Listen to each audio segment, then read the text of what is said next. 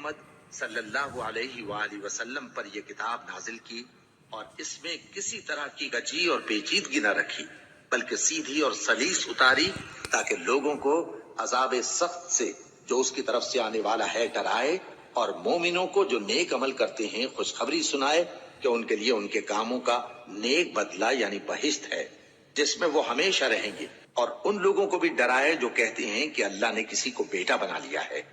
ان کو اس بات کا کچھ بھی علم نہیں اور نہ ان کے باپ دادا ہی کو تھا۔ یہ بڑی سخت بات ہے جو ان کے منہ سے نکلتی ہے، اور کچھ شک نہیں کہ یہ جو کچھ کہتے ہیں محض جھوٹ ہے۔ اے پیغمبر، اگر یہ اس کلام پر ایمان نہ لائیں تو شاید تم ان کے پیچھے رنج کر کر کے اپنے تئیں ہلاک کر دو گے۔ جو چیز زمین پر ہے ہم نے اس کو زمین کے لیے زینت بنایا ہے تاکہ لوگوں کی آزمائش کریں کہ ان میں کون اچھے عمل کرنے والا ہے، اور جو چیز زمین پر ہے ہم اس کو نابود کر کے بنجر میدان کر دیں گے۔ کیا تم خیال کرتے ہو کہ غار اور لوح والے ہماری نشانیوں میں سے عجیب تھے؟ جب وہ نوجوان غار میں جا رہے تو کہنے لگے کہ اے ہمارے پروردگار، ہم پر اپنے ہاں سے رحمت نازل فرما اور ہمارے کام میں درستی کے سامان مہیا کر۔ تو ہم نے غار میں کئی سال تک ان کے کانوں پر نیند کا پردہ ڈالے رکھا، یعنی ان کو سلائے رکھا۔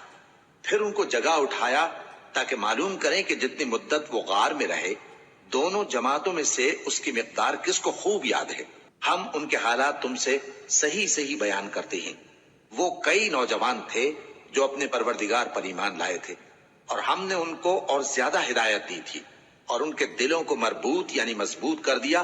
جب وہ اٹھ کھڑے ہوئے تو کہنے لگے کہ ہمارا پروردگار آسمانوں اور زمین کا مالک ہے، ہم اس کے سوا کسی کو معبود سمجھ کر نہ پکاریں گے۔ اگر ایسا کیا تو اس وقت ہم نے بے عقلی کی بات کی۔ ان ہماری قوم کے لوگوں نے اس کے سوا اور معبود بنا رکھے ہیں، بھلا یہ ان کے معبود ہونے پر کوئی کھلی دلیل کیوں نہیں لاتے؟ تو اس سے زیادہ کون ظالم ہے جو اللہ پر جھوٹ باندھے؟ اور جب تم نے ان مشرکوں سے اور جن کی یہ اللہ کے سوا عبادت کرتے ہیں ان سے کنارہ کر لیا ہے تو غار میں چل رہو، تمہارا پروردگار تمہارے لیے اپنی رحمت وسیع کر دے گا اور تمہارے کاموں میں آسانی کے سامان مہیا کرے گا۔